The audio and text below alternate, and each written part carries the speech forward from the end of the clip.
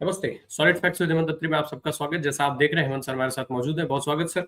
Sir, जिस तरीके से ये युद्ध आगे बढ़ रहा है, एक तरफ कभी ये दिखने लग जाता है कि खत्म होने वाला है। ट्रंप खुद कह देते हैं कि हम बहुत जल्दी हॉर्मुज से निकल जाएंगे, लेकिन फिर उसके बाद कुछ ऐसा हो जाता है कि लगता है कि अभी तो युद्ध खत्म होने के आसार कहीं बन ही नहीं रहे हैं। और दरअसल जो हरकतें हैं ट्रंप की, जिस तरीके की वो हरकतें कर रहे हैं, अब आप एक अमेरिका जैसे देश का राष्ट्रपति आज फ्रांस के मुखिया के घर में घुस करके, मतलब उनके घर के अंदर उनकी पत्नी को लेकर के ऐसी टिप्पणियां जब करना शुरू कर दे, तो इसको क्या समझा जाए, क्या माना जाए? आज वो उनकी पत्नी के लिए इस तरीके की टिप्पणी कर रहे हैं।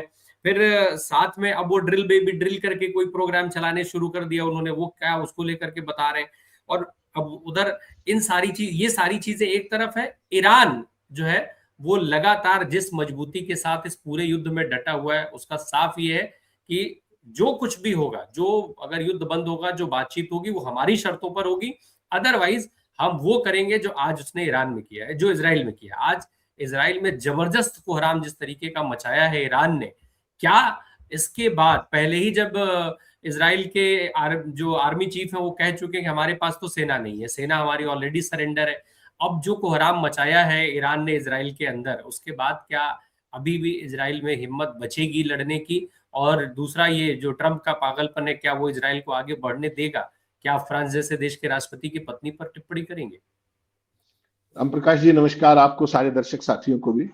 देखिए, युद्ध का आज 34वां दिन है और आज की रात जिस तरीके से इसराइल पर कयामत की रात बनकर बीती है। पूरी रात अगर आप देखेंगे जिस तरीके की हालत थी, अब तक के सबसे बड़े हमले किए गए। और 33वां दिन, आज तो 34वां है, आज जो रात और अभी सुबह जिस तरीके की स्थिति हुई कि 10 बैलिस्टिक मिसाइल सेंट्रल इसराइल के ऊपर जिस तरीके से मारी है, और उसके अंदर क्लस्टर वार हेड्स थे सारी के सारे पे, और पूरे हाफिया से लेकर तेल अवीव तक हर जगह सायरन ही सायरन और हर तरीके से अलर्ट जारी हो रहे हैं। पूरा इसराइल सड़कों पे है, बंकरों के अंदर है। और इसराइल की जो डिफेंस फोर्सेज हैं, उन्होंने कुछ को रोकने की कोशिश की और कुछ ने जो कोहराम मचाना था वो मचा दिया। तेल अवीव की आज हालत यह है कि उसके अंदर सीवर और पानी की पाइपों का पानी उस पर अटैक हो गया है और वो सारी की सारा फ्लड हो गया है पूरे उसके तेल अवीव की सड़कों के ऊपर। बदबू मार रही है, सीवर का पानी है। और बैरल बराक के अंदर जो है बड़े पैमाने पर नुकसान भी हुआ है, डेथ्स की भी और घायल होने की भी बड़ी चीजें हैं।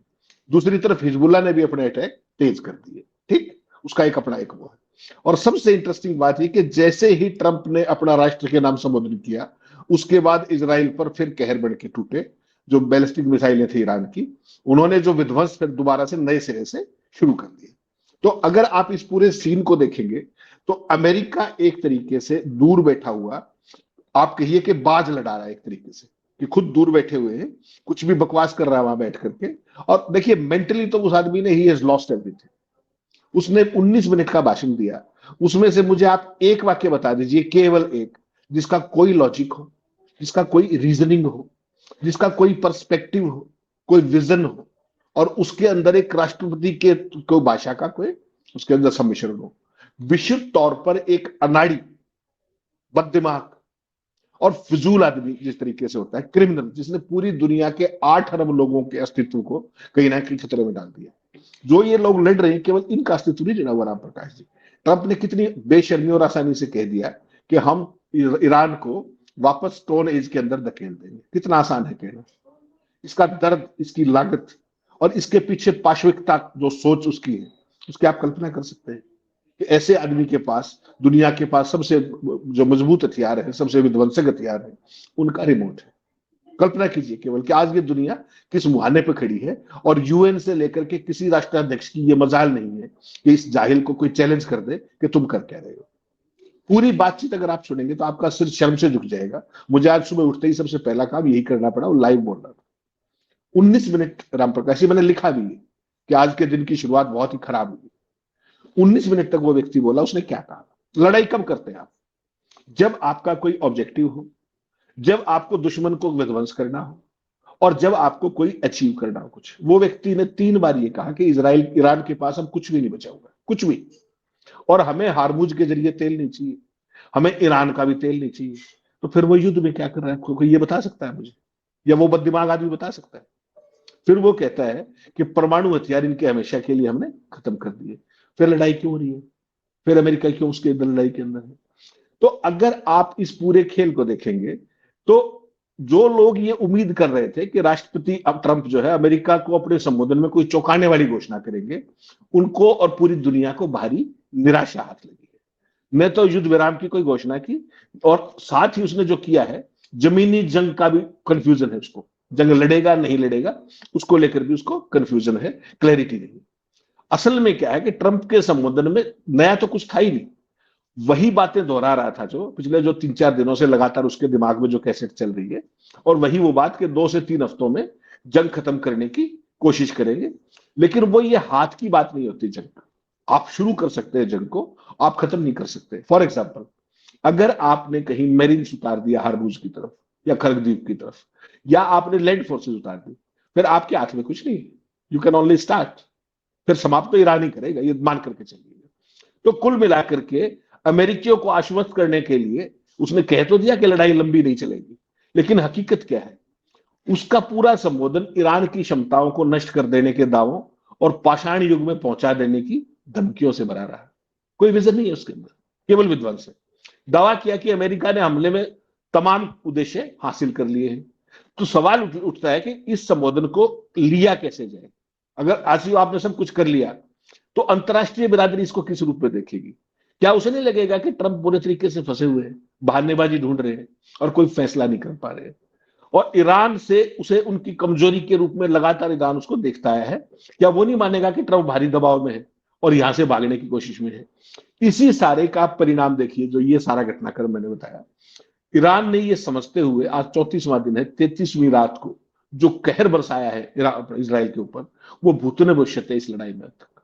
ठीक, तो स्टोन युग में कौन जा रहा है, थोड़ा सा एक इस पर भी विचार कर लेना चाहिए ट्रंप को, कि ये युद्ध खत्म होते होते पता लगे कि आपका जो बिगड़ेल औलाद थी इजराइल, उसका कोई नाम लेवा ही ना बचे।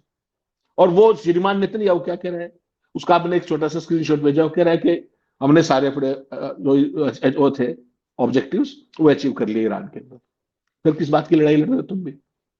कुल मिलाकर के सारी की सारी चीज जो संबोधन था, उसमें रामप्रकाश जी दुनिया को राहत मिलने की बजाय तनाव बढ़ाने का काम किया इसने। और शेयर मार्केट अक्रॉस एशिया अगर आप देखेंगे तो उनके अंदर उसका दिख रहा है।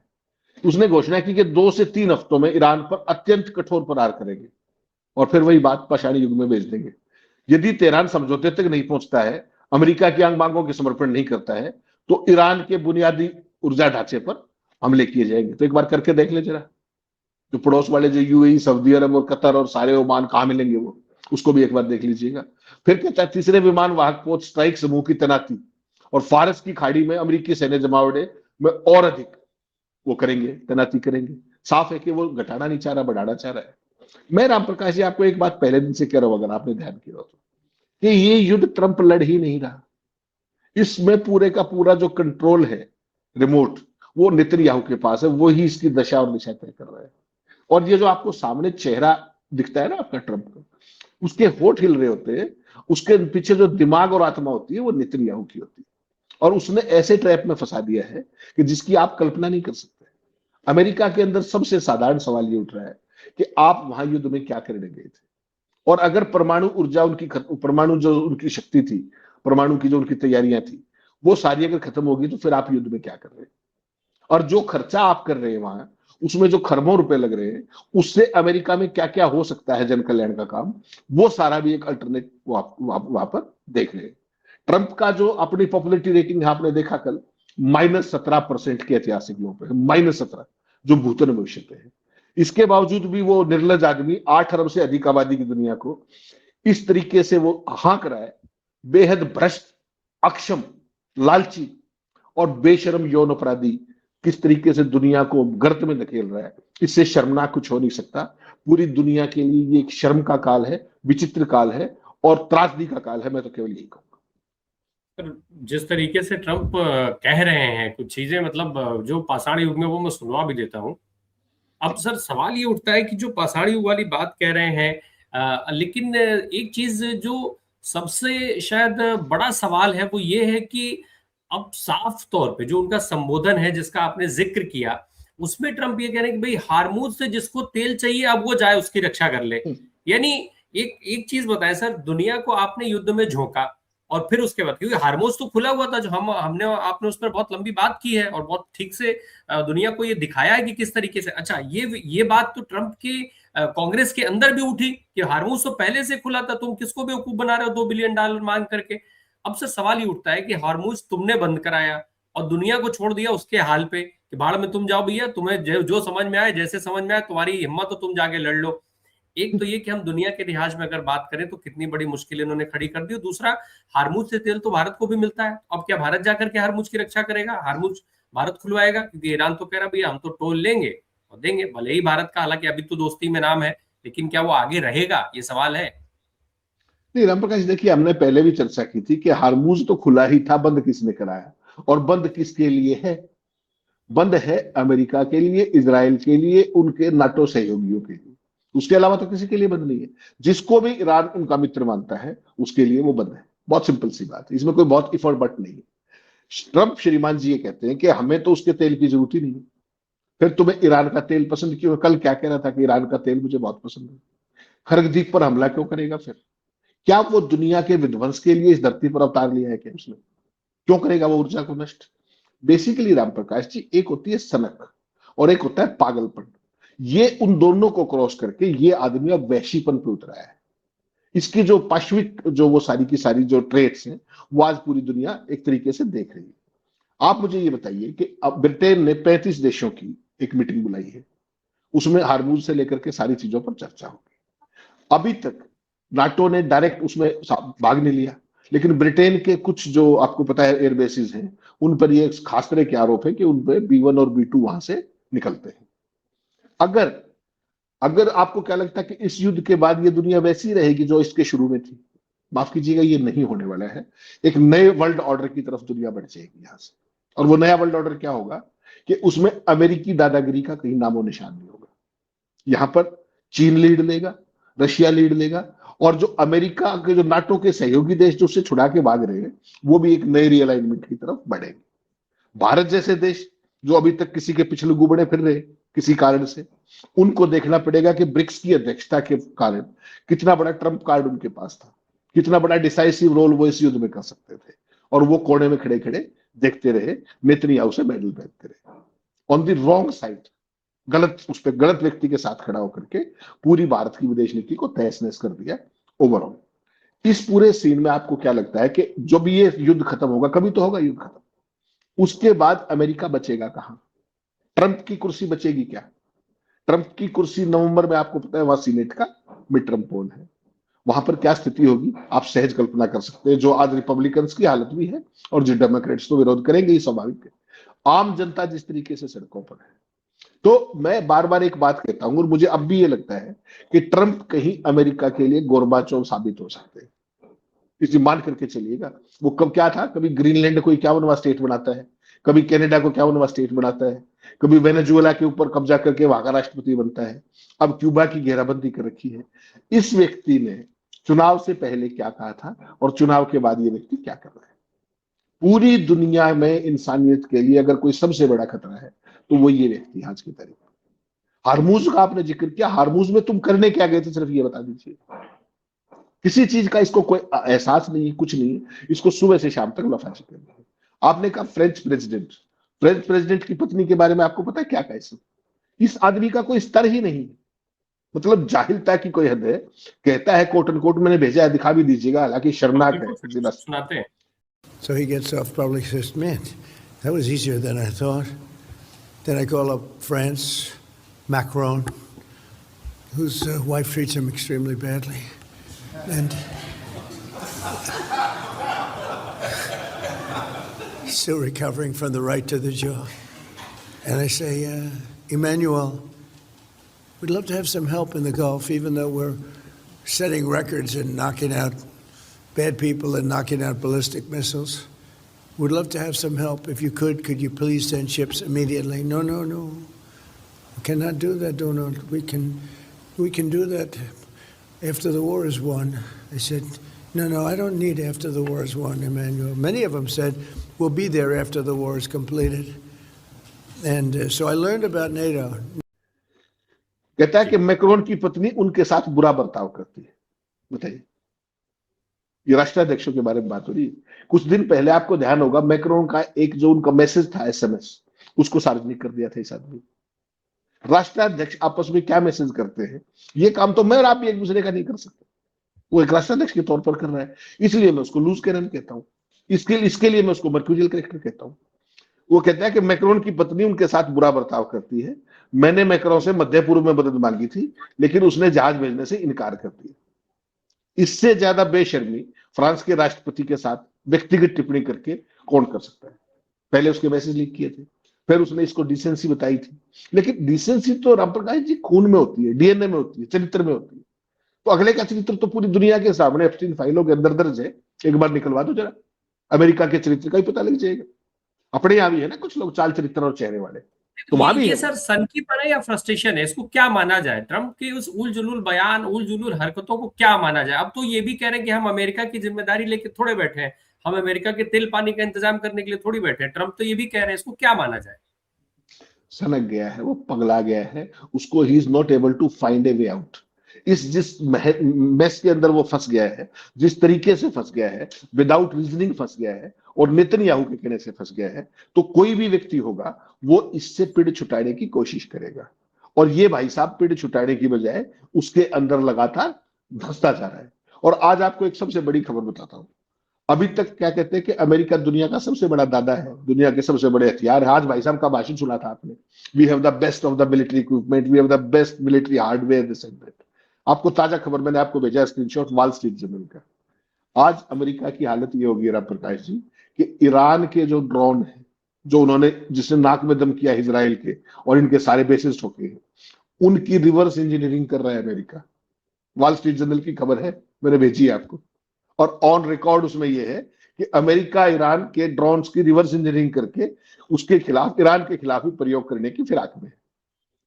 हम कल्पना कीजिएगा जिस देश में 50 साल से सैंक्शन हो, उसकी इंडिजिनस टेक्नोलॉजी, घर में डेवलप की टेक्नोलॉजी को पहले रूस, आपको याद होगा यूक्रेन के मामले में रूस ने यूज किया, और अमेरिका ने ईरान के शाहिद हमलावर ड्रोन की नकल करना शुरू कर दिया है। और इस बात का स्पष्ट संकेत है कि युद्ध क्षेत्र के दौरान अमेरिका की जो पारंपरिक कंपनियां हैं, वो अमेरिकी FLM 136 लुकास, जो ईरानी तकनीक की रिवर्स इंजीनियरिंग पर आधारित है, उसको यूज कर रही है ईरानी सैन्य ठिकानों को नष्ट करने के लिए। उसी के ड्रोन के टेक्नोलॉजी नकल करके वहां, तो ये ईरान की ताकत है। और ये भाई साहब क्या कह रहा है कि मैं उसको पछाड़ी युद्ध में धकेल दूंगा। कल्पना कीजिए, केवल जो हम 3 दिन पहले बात कर रहे थे, मैंने क्या कहा था कि राम प्रकाश जी एक बार ये युद्ध खत्म होने दीजिए। ये जो आपका अमेरिका का जो सदियों से चला रहा डिफेंस इंडस्ट्री कॉम्प्लेक्स है, जिसके साथ अरबों खरबों रुपए के हथियारों का खेल करते हैं, उसका स्वरूप भी बदलने वाला है। जो America F-35, F-16, F-18 hornet, B-1, B-2 और पता नहीं क्या क्या जिसकी बात करता है, आज उसकी औकात ये रह गई है कि वो ईरान की रिवर्स इंजीनियरिंग कर रहा है ड्रोन शायद। कल्पना कीजिएगा केवल ये सारे का सारा किसको जाता है? सारा क्रेडिट ये ईरान को जाता है कि किस तरीके से उन्होंने आपदा को अवसर में बढ़ाते हुए डिफेंस के क्षेत्र में आत्मनिर्भरता हासिल की। दुनिया की जो सबसे बड़ी महाशक्ति अमेरिका और ईरान, अमेरिका और सॉरी रशिया, वो उसकी टेक्नोलॉजी को कॉपी करके रिवर्स इंजीनियरिंग कर रही है। इसको कहते हैं टेक्निक, इसको कहते हैं कमिटमेंट अपने देश के प्रति। और मान करके चलिएगा, देखिए विध्वंस कितना ही कर ले, कुछ भी कर दे विध्वंस के, तो इसके पास सारी चीजें हैं, लेकिन सबसे बड़ी चीज है दिल जीतना। ना ये व्यक्ति अपने देश के लोगों का दिल जीत पाया, ना अपनी पार्टी का जीत पाया, और ना ही अपने सहयोगियों का। आज इससे कोई भी खुश नहीं। आपको क्या लगता है, नेतन्याहू खुश है इससे? नेतन्याहू हर पल एक ही बात से डरा हुआ है कि ये पागल कब लड़ाई छोड़ के भाग जाए, और फिर उसका क्या होगा। दुनिया के ग्लोब पे, दुनिया के नक्शे पे आपको इजराइल मिलेगा नहीं राम प्रकाश जी, एक बार अमेरिका साइड हो जाएगी। और जो हमलावर रुख आज पिछले 12 घंटे से ईरान ने अपनाया है, आप सोचिए ट्रंप भाषण देके हटा 19 मिनट तक, डंका बजा के हटा मोदी की तरह, और उसी समय इजराइल के ऊपर पूरी की पूरी आतिशबाजी। आप एक बार तेल अवीव के, मैंने कुछ पिक्चर तो साफ कर दिया कि वो युद्ध जीत चुके हैं, वो तो कह रहे हैं कि हाँ, युद्ध जीत चुके हैं। नहीं वो तो 1 तारीख को ही जीत गया था राम प्रकाश, 24 घंटे में पहले अटैक के बाद ही जीत गया था। अभी तक अगर आप गिनती करेंगे तो इन 34वें दिनों में 21 बार घोषणा की उसने ऑन रिकॉर्ड कि हम युद्ध जीत चुके हैं। फिर वो क्या कर रहा है वहां, इसका भी नहीं पता किसी को। आज इजराइल की मैंने पहली बार कुछ पिक्चर्स भेजी है आपकी, तेल अवीव की, उसकी वहां जो विध्वंस हुआ है, मेरा आपसे आग्रह है कि उनको जरूर दिखाइएगा ताकि लोगों को समझ में आए। वीडियोस भी हैं और भी है, ताकि लोगों को समझ में आए कि वेस्टर्न मीडिया जो अभी तक सब कुछ छुपा रहा था, कैसे उसको मजबूर होकर के वो चीजें सामने लानी पड़ रही। तो जो ट्रंप की जो आपको दिख रही है ना ये बेचैनी, कल क्या कह रहा था कि बहुत जल्दी हम युद्ध से आने वाले हैं, आज कहता है 2 से 3 हफ्ते लग जाएंगे। बहुत सारे लोग कह रहे हैं कि मेरीन फोर्सेस और ग्राउंड फोर्सेस को लाने की फिराक में है। मुझे लगता है कि ये कायर व्यक्ति है, नहीं कर पाएगा। और जो नाटो का रोल है, नाटो के रोल के बाद तो आप तय मान के चलिए कि इस लड़ाई के बाद जब भी ये खत्म होगी, पूरी दुनिया की नई कॉन्फ़िगरेशन सामने आएगी आपकी, नया वर्ल्ड ऑर्डर सामने आएगा आपके, जिसमें अमेरिका के पास बहुत कुछ करने को बचेगा नहीं। जो परिस्थितियां हैं, अगर ये 15 दिन और कायम रही तो। क्यों? ट्रंप किसी का भी नहीं, अकेले ही, उसके सारे साथी आपको पता है क्या कह रहे हैं? सऊदी क्राउन प्रिंस के बारे में उसने 3 दिन पहले शब्द याद है आपको क्या कहा था? He is licking my dash. हम तो कह भी नहीं सकते। सऊदी क्राउन प्रिंस ने क्या किया आपको पता है? बिना अमेरिका से पूछे, उनका डिफेंस पार्टनर होने के बावजूद चुपचाप यूक्रेन से कर लिया एग्रीमेंट। मार्को रूबियो को पसीने आए, उसने फोन किया तो उसने कहा कि भैया आप तो इजराइल की रक्षा करो जाकर के, आपके साथ हमारा काम बढ़ेगा नहीं। ठीक, मार्को रूबियो को एमबीएस ने धमका के भेज दिया और समझौता किससे कर लिया? यूक्रेन से। ये लोग जितनी भी सल्तनतें आपको मिडल ईस्ट के अंदर दिख रही, इनको आपको क्या लगता है अपनी सत्ता बचाने के अलावा भी कोई काम है? केवल और केवल, ये कोई डेमोक्रेटिक इलेक्टेड कोई भी देश के अंदर सत्ता नहीं है। उनके लिए सबसे जरूरी चीज है कि उनकी कुर्सी बची रहे। और उनकी कुर्सी कब बचेगी? जब देश के ऊपर किस तरीके के अटैक ना हो। सारे के सारे मिडिल ईस्ट के देश क्या कह रहे हैं कि साहब अमेरिका की प्रायोरिटी इजराइल को बचाने की है, हमारे को बचाने की नहीं है। सारों ने कह दिया अलग अलग मौकों पर, यूएई से लेकर सब। वैसी परिस्थिति में आपको क्या लगता है कि अमेरिका की दादागिरी और दौस कितने दिन चलेगी? कितने दिन उसके बेस टिके रहेंगे? ये देश किस बात की भुगत रहे हैं? ये केवल एक ही बात की भुगत रहे हैं कि यहां पर जो अमेरिकी बेस है उनसे हमला हो रहा है ईरान पर, इसलिए ईरान यहां पे रिटेलिएट कर रहा है। और ईरान के राष्ट्रपति ने रात को भी कहा कि साहब आप इनके बेसिस हटवा दो, आप तो हमारे मित्र हो, हम सारे पड़ोसी हैं, हम अच्छे से शांति से रहेंगे। सऊदी अरब ने जो किया है सर, क्या इससे बाकी देशों के लिए रास्ता सऊदी अरब ने खोल दिया है? जो मिडिल ईस्ट में जिस तरीके का हाल हुआ, खाड़ी देशों में जिस तरीके का हाल हुआ, यूरोप के साथ जो बर्ताव हुआ, फ्रांस है या नाटो के बाकी देश हैं, इनके लिए सऊदी अरब ने एक रास्ता दिखा दिया कि भैया देखो तुम इसको लात मारो, नहीं तो बिना मतलब तुम पिसते रहोगे, पैसा भी दोगे और भुगतोगे भी। नहीं, इस बारे में कहा शक आपको? सारे देशों ने अलग अलग मौके पर, यूएई की तरफ से क्या देखा? यूएई ने कहा कि इनकी प्राथमिकता इजराइल को बचाने की है, हमले हम पर हो रहे। तो अल्टीमेटली आप कतर का देख लीजिए।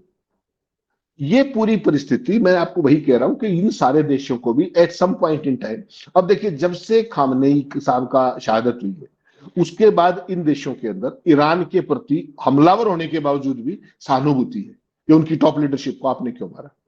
तो वो गलत डिसीजन था, इजराइल का डिसीजन था, इजराइल की गुंडागर्दी थी। और उसको भुगत कौन रहा है? ये सारे देशों के शासक भुगतेंगे अल्टीमेटली। क्योंकि धार्मिक आधार पर जो शिया सुन्नी का भेद जिसका खेल अमेरिका ये सब करते थे वो मिट गया है, बहुत वो लाइन ब्लर हो गई। और एकाध देश के अंदर अपनी सरकार के खिलाफ जिस तरीके का ईरान हमला कर रहा है, वहां पर पॉपुलर अपराइजिंग के लिए लोग सड़कों पर आने लगे कि ये हो क्या रहा है। तो वैसी सूरत के अंदर मुझे लगता है कि ट्रंप खुद तो मरेगा ही मरेगा। ये जितने इसके सहयोगी थे, एक तो बड़बोला बहुत है, एमबीएस के बारे में जो कुछ कहा, अगर कोई इज्जतदार आदमी होता तो अभी तक उसका जवाब दे चुका होता उन्हीं भाषा के अंदर। लेकिन ये सारे के सारे अमेरिका के जर खरीद गुलाम, पैसे भी देते हैं, गालियां भी खाते हैं। क्यों? क्योंकि उनको यहां पर सरवाइव करना है, अपनी खानदानी परंपरा को चलाना है। ये जो चीज थी, ये अल्टीमेटली जो अमेरिकन बेसिस थे वो अब इनके लिए सबसे बड़ी लायबिलिटी बनने जा रहे हैं। प्लस जो आपका एक फेस सेविंग ग्रेस था कि भाई ट्रंप से दोस्ती है, उसने वो शब्द कह करके वहां भी मुंह दिखाने लायक नहीं छोड़ा आपको।